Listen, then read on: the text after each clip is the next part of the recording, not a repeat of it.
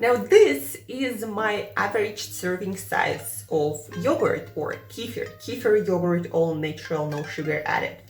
And this is about 450 grams of it. And you might ask, geez, Angela, do you need to eat that much yogurt every day? Well, actually, most of us do need more, this and more, because this is about 90% of our calcium requirement. Now, dairy products like yogurts, kefir, milk, and also cheese. Cheese is a very concentrated source of calcium. So 120 grams of cheese would probably have, well, not probably, but will have more calcium than this.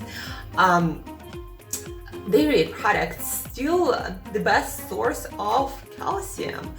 And why do we need calcium, guys? It's not just for our teeth and bones. Actually, calcium is needed every time our brain cells need to communicate between each other. And every time our muscles need to be contracted to like move around, do these things.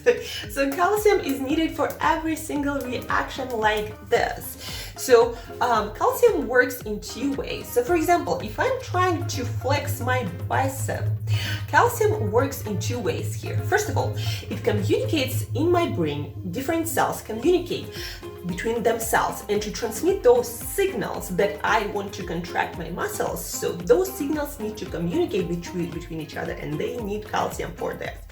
So first, communication is happening here, and calcium is needed for that. And then to actually make the contraction in the muscle happen, we also need calcium in here.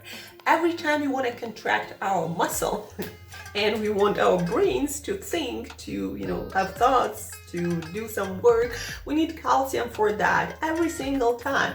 So calcium is hugely important, and it's so important that when our brain senses that levels of calcium are running low in our blood, the brain gonna give the order to extract calcium from our own bones and maybe teeth.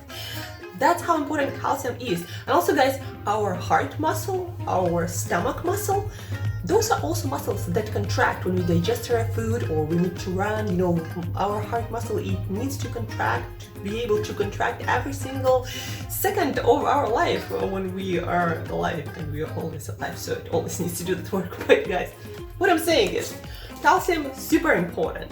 And you might not necessarily notice that you're lacking calcium because, again, the body will be extracting calcium that it needs from your bones if you aren't eating it.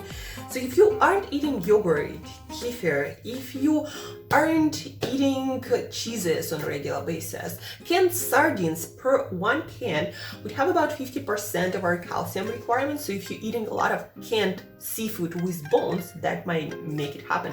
Now, plant sources are not that great. You would have to eat a lot, and most of it is not that well absorbed. That's why I included dairy products in my diet, again, after actually a few years of not having them and probably suffering quite a lot from that.